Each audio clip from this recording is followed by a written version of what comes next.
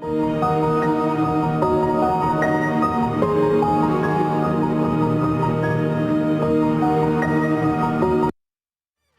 Diário do Autoconhecimento aqui na sua TV Diário do Sertão. A Isabel já vem há semanas com a série Conhecimento Liberta. Não se esqueçam dessa palavra, Conhecimento Liberta. E ela vem abordando temas preciosíssimos para que a gente entenda o mecanismo de autossabotagem em nossa vida. Hoje a Isabel escolheu o medo. O medo. Como é que o medo está atrapalhando a gente? Isabel, boa tarde. Tudo bem? Boa tarde, Caliel, querido. Boa tarde. Tá tudo bem? Boa tarde a toda a sua audiência. Boa tarde a todos que estão aqui ao vivo acompanhando essa série, falando sobre relacionamento autoabusivo, e aqueles que chegarão para assistir no gravado. Todos muito bem-vindos. Gratidão. Maravilha, gratidão também. Ô, Isabel, a gente fala de medo, mas o medo em si, ele é um mecanismo de autossabotagem? Bem, então vamos lá. Vamos entender toda essa história, onde é que o medo entra desse processo, né, do relacionamento autoabusivo. Então, no início aqui da série, nós explicamos que o relacionamento autoabusivo, ele necessita, para se identificar, de alguns ingredientes, né? Existem aí algumas coisas que a gente precisa analisar. De maneira que, no início, nós falamos desse sistema de troca e benefícios. Depois falamos, dentro dessa lista aqui, nós também falamos de entulho mental. Eu falei da parábola dos monges. Depois aqui a gente continuou e eu falei sobre procrastinação, preguiça. Falei de crenças, julgamentos. E o medo, agregado a tudo isso, é que traz, digamos assim, todo esse diagnóstico, e eu consigo entender que eu estou dentro de um relacionamento autoabusivo. Então, a gente não pode dizer, diagnosticar uma pessoa com relacionamento autoabusivo porque ela sente medo, porque ela vivencia um processo de medo. Então, estamos lembrando aqui que existe, sim, alguns sentimentos, algumas coisas, existe um padrão para que a gente possa dizer que essa pessoa está vivendo um relacionamento autoabusivo. E o medo é um desses componentes. Muito bem. Eu, por exemplo, tenho medo de altura. Isabel, esse medo de altura seria um desses fatores para a autossabotagem? Não. Não. Você tem medo de quê, Isabel? Verdade... Agora eu vou pegar você hoje. Eu tenho medo de quê? Nossa, eu não sei dizer. Eu costumo dizer que eu me vejo como uma mulher muito corajosa, muito empoderada, com espada na mão. Sou uma mulher tão guerreira. Não sei te dizer do que eu tenho medo. Mulheres corajosas e guerreiras, elas não têm tempo para pensar em medo. Acho por isso que são vitoriosas. É verdade. Mas vamos lá, eu vou responder a tua pergunta. Todos nós, na verdade, né? Claro que eu tenho alguns medos, todos nós temos, né? É normal, né? Temos o medo de algo, em alguma instância, em algum grau aí dentro dessa régua.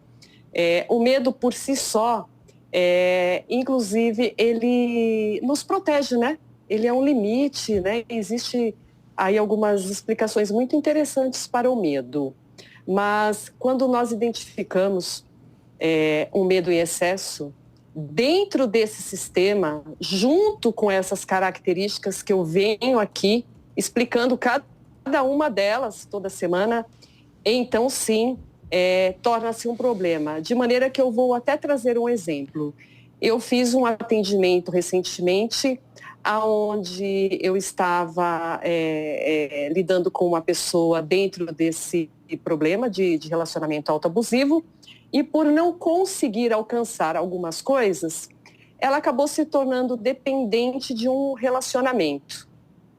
E mais adiante, algumas coisas foram acontecendo, ela foi conseguindo se libertar, mas ela não conseguia ir adiante e começou a realmente narrar um medo além do normal. E quando eu perguntei a ela do que ela tinha medo, exatamente, ela me dizia que tinha medo de perder esse relacionamento, porque essa pessoa se propôs a ajudá-la enquanto ela estava vivendo um problema, e ela não conseguia ir adiante em seus planos, em seus projetos, porque tinha um medo enorme de conseguir alcançar algumas coisas e de perder esse relacionamento que, segundo ela, estava ali dando um suporte até o momento que ela conseguisse alcançar algo maior. E isso passou realmente a tomar um nível muito alto. Então, a gente precisa, na verdade, entender o que é esse medo, diagnosticar por que eu estou sentindo esse medo, para combatê-lo dentro desse sistema, buscar essa solução para que eu possa sair desse padrão de relacionamento autoabusivo. Até porque nós também sabemos que um medo em excesso, quando permitimos que ele alcance um nível muito elevado, há relatos, sim, de pessoas que acabam alcançando a síndrome do pânico. Então, veja que nós estamos aqui falando de vários níveis, de vários graus dentro desse tema medo. Então, nós precisamos estar atentos, entender de que maneira esse medo se apresenta, por que ele se apresenta, e se fazer essa pergunta, né? Eu tenho medo de quê? E eu tenho medo por quê? Então, quando a gente começa nesse processo de autoconhecimento, a buscar e a entender do que eu tenho medo, por que eu tenho medo, eu consigo encontrar respostas e eu consigo começar a encontrar uma saída para tudo isso que eu estou vivendo. O interessante, o estranho também, né, Isabel, é que esse medo é quase que inconsciente, né? As pessoas nunca são conscientes desse medo, né?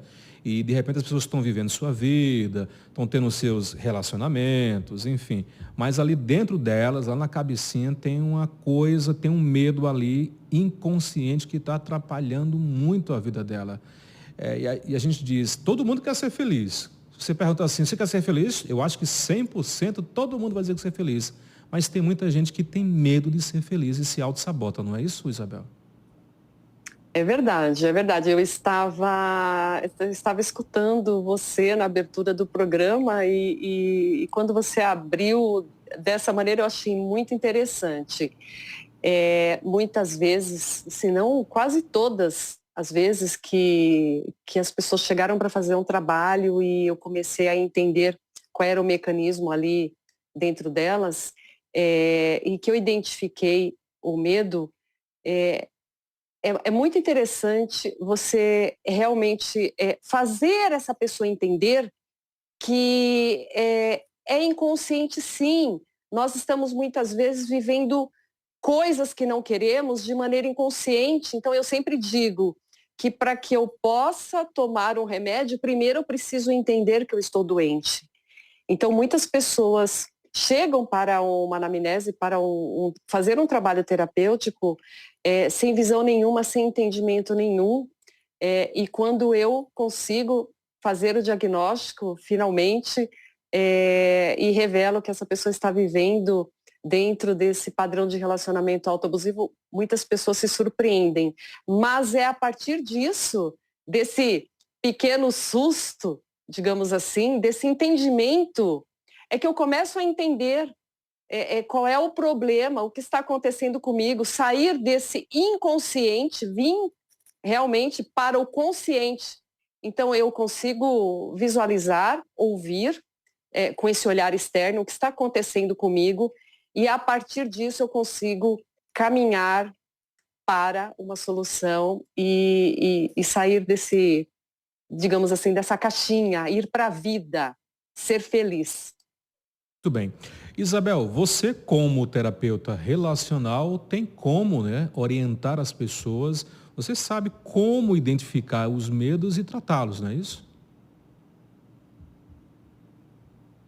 Sim, se não for um medo patológico, né, a síndrome de pânico, se não existirem patologias, mas for um medo que esteja ligado a esse trabalho que eu realizo, de relacionamento autoabusivo, sim.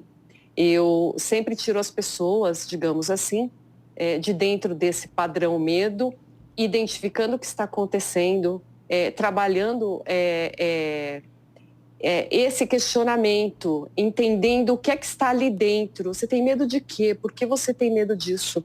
Então, é sim um trabalho, às vezes, mais lento, para que eu possa entender aonde nasceu esse medo, se isso é uma coisa mais recente, se esse medo pode estar ligado a uma infância, a uma adolescência.